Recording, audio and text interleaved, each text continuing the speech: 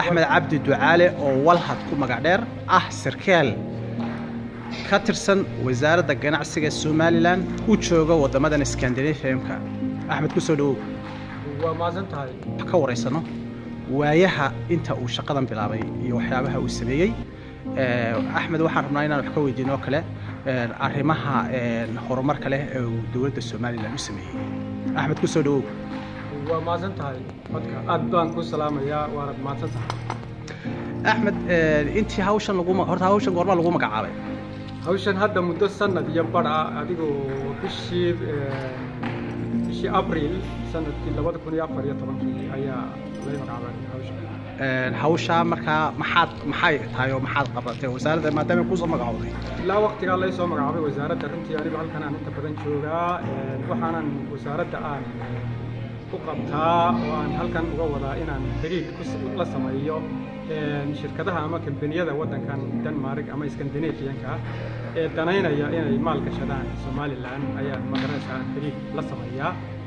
isla markaana aan ka shaqeeyaa waxyaabaha runtii la taaban karo ee aad ilaa alaanka idin hirgalay ee aad sameyseen maxaa kamid ah oo taaban karta u sheegi kartaa Soomaaliland waqti kooban buu ahaa intii aan hadda waan hawshan hayay waqti kooban buu ahaa horumar badan runtii waan sameeyay oo xigdo badan baan sameeyay xididaduna dee process bay maraan waqti bay qaataan waqtiguna wuu koobnaa marka waxaan ku rajo weynaa waqti dhow inaan ka soo saarno gaadhno horumar fiican oo shirkado badan oo daneynaya Scandinavian-ka oo daneynaya Somaliland ay wadanka yimaadaan oo ay magaranaysaa ay horumarka wadanka ay wax ka qabtaan runtii waxa weeye wadanka siyaasadda Somaliland waxyaabo cusub ayaa ku soo kordhay mid la daneynaya ma mid aan la daneyninba maxaad runtii waxaan u arkaa inuu yahay ay marayso maanta Somaliland meel ilaahay lagu mahadiyo oo halka ugu wanaagsan ee ay gaadhay Somaliland intii ay jirtay hadday noqoto dhinaca nabadgelyada hadday noqoto dhinaca dhaqaalaha hadday noqoto dhinaca siyaasadda diblomaasiyadda iyo hadday noqoto dhinaca magaranaysaa caalamku siday u arkaanba meel wanaagsan bay maraysaa marka maadaama adigu aad wadamadan Scandinavian-ka joogtid oo siyaasadahan reer galbeedka ka warhaysay ma aragtay ama la kulantay shirkado xiisaynaya in ay Somaliland maal gashadaan ma la kulantay run ahaantii waan la kulmay waanan wadaa runtiina waxaan ku rajo weynahay muddo aan dheerayn in Somaliland ay shirkado badan oo wadamadan Scandinavian-ka ay tagi doonaan waana la arki doonaa insha Allah waqtiga aan saa u dheerayn baan rajaynayaa waliba in ay hawshaas bilaabato Axmed haddaan su'aal kale ku weydiiyo arrintaas la xiriidha dawladda xafiisyada dawladda ama wasaaradaha Somaliland in sidee xiriir u leedihiin xiriir joogta xiriir bileeda sidee xiriir u leedihiin xiriirku wuxuu ku xiran yahay hadba baahida jirta ama xagga xafiisyada dawladda Somaliland dhinaca ha noqoto ama aniga dhinacayganba ha noqotee wuxuu ku xiran yahay hadba baahida marka loo baahdo ayay xiriirku yimaadaan laakiin maaha مثلا haddii xubno wafdi ka imanayaan Somaliland ma lagula soo xiriirsiyaa ma lagu yiraahdaa ma garanaysaa arrimahaas oo kale u fuliyo waxa mise dawladdu iyadoo joogto bad ku warheshaa والله runtii taasi waa su'aal wanaagsan haddii runta aan ka sheegano arrinta runta ka sheegano waxa weeye runtii waxaad moodaa xoogay inaan dhaliilayo xagga protocolka dhinaca wasaaradda arrimaha dibadda ama magaranaysaa marka ay imanayaan dawladda halkan imanayso runtii xiriir saasa oo laga soo sameeyo marka qaarkood ma jirto laakiin sidee waxaan u arkaa wax magaranaysaa iska farsamo ayaan u arkaa khaladaad farsamo oo iska jira laakiin xiriirka iyagu uu fiican yahay waan wada okay haddaan marka weydiiyo maalin dhawood wasiirka warshadaha Shucayb ayaad arkaysay shaashadaha caalamka oo dhan aad ka daawanaysay dhex fadhiya shir Soomaali weyn ay wadato xitaa jaalidaha Somaliland aanay ku jirin marka maadaama adigu aad xubin matelaysa wasaaradda ganacsiga iyo maalgelintiiba xubin matelaysa oo muhiim ah tahay sidaad u arkaysay shirka uu Shucayb dhex fadhiistay iyo hanaanka loo soo abaabulay sidaad u aragtaa runtii arrinta anigu aad iima farax gelin kumana faraxsani waxaan dee kollay qaatayna ma ahayn waxaan runtii u arkayay arrin khaldan baan u arkayay sidee ku khaldanayd waxay ku khaldanayd waxa weeye Somaliland waxaynu leenahay hadaf iyo magaranaysaa iyo higsi baynu leenahay oo la og yahay shacabka Somaliland oo ah in Somaliland ay tahay dal jira oo doonaya inay aqoonsi hesho Soomaaliyana aan iminka wax sidaas ka dhaxayn marka runtii anigu kuma faraxsani ama runtii raalli kama yihiin in wasiirku uu dhex fadhiisto Soomaaliya federaalka iyo magaranaysa maamul goboleedyada inuu dhex fadhiisto wax aan raalli ka ahay ma maxaad arrinta hadda maadaama eed badan runtii loo soo jeediyay wasiirka oo aad arkaysay oo caalamkii oo dhan ama even xitaa reer Soomaaliya ayaa waxay u arkaan sawir khalada u qaatay Somaliland ayba ka laabatayba اعترافكي وحيابه مر هذا وسيركي صوب حابة وشرير مقارنة سبودلان يو هبة لا فريسانة يو عادوجو محاد قرطة لله الدولة عاد كتر سنتها هي حسبيات السنتها runtii horta dawladdu markaynu dawladda ka hadalno dawladda waxa hogaamiya Axmed Maxamed Silaayo oo aan rug cadaay runtii oo aynu ognahay in aanu ahayn nin kubadahaas oo kale la dhaafin karo laakiin se uu jiri karaa khaladaad ka dhaca magaalada shakhsiyaad ee dawladda kamid ah waa dhici kara sida tan oo kale runtii aad baan ugu kalsoonahay dawladda uu hogaamiya Axmed Maxamed Silaayo shacbigiisuna uu ku kalsoon yahay laakiin se waxaan u arkaa waxyaalaha sida khaldan ama sibirixashooyinka u dhaca runtii in la saxo oo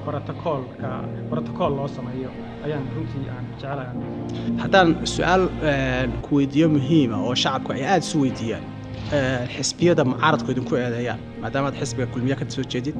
maadaama aad dawladda ka tirsan tahay waxaa la idinku eedeeyaa in aad tihiin dad reer Soomaaliya runtii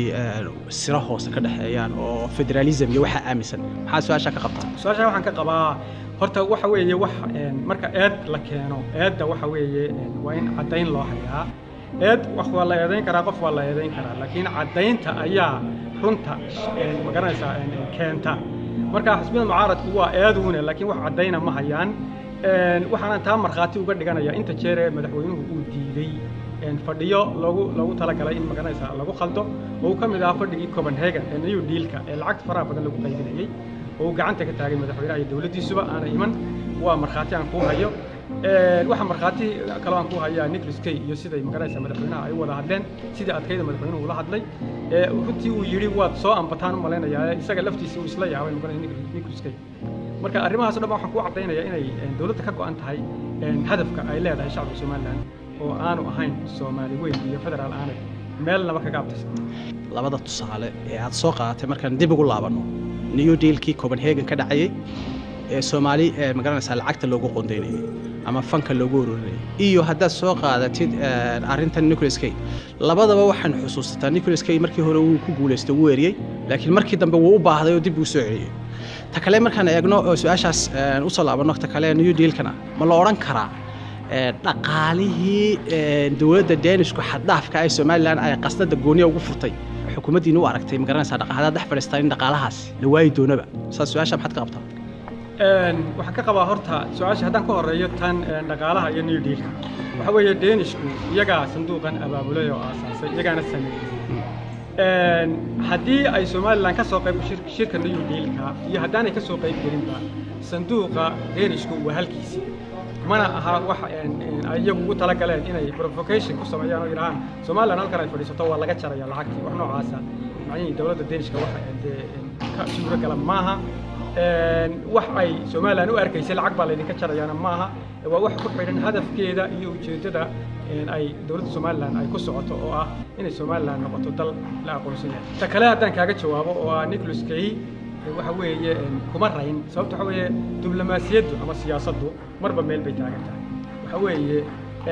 muddo ka maqnaa Somaliland kadibna waxa weeye diblomaasiyaddu siyaasaddu meel ma taagna marba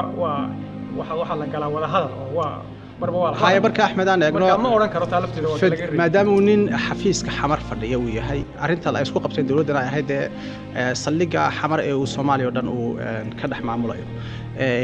haddana uu hadda ku guuleystay inuu xafiis ka furto magaranaysa Somaliland miyaan la oran karin federalismkii qaatay xafiis uu ka furtay Somaliland horta anigu ma ogi xafiiska ka Somaliland laga furtay laakiin wada qaatay wasiirka arrimaha dibadda ayaa sheegay inay xafiis maadaama hay'adahan United Nations oo dhan ay soo hoos galaan isaga in xafiiskiisa Nicholas Kay aanu anagu ogolahay inuu ka furto halkan horta mid ku sheego Nicholas Kay iyo qaramada midoobay maaha dadka wax aqoonsada maaha ama dadka aynu aqoonsiga inay ictiraafan ka doonayno maaha waa hay'ad dhexdhexaad ah oo caalamku samaysto caalamku dhan ku marka haddii xafiis ay meel ka furtaan horta runtii yaan loo arag inuu yahay xafiis la leeyahay Soomaaliland ma ku karto yani waxa weeye hawla bini'aadanimo ay wadaan hay'adda qaramada midoobay waa hay'ad ballaaran waxay leedahay laamo kala duwan shaqo magaraysa waxyaalo kala duwan oo fara badan bay qabtaan marka lama oran karo maxaa xafiiska halka loogu furay waa laga guuleystaa lama oran karo waxaan ku leeyahay Axmed aad iyo aad baad u mahadsan tahay su'aalahaaga iyo jawaabaha runtii aan ku weydiinay sida qiimiga badan aad nooga soo noo ajiibtay inaad nooga jawaabtid aad baad ugu mahadsan tahay Axmed idinka mudan aad iyo aad baan idin salaamayaa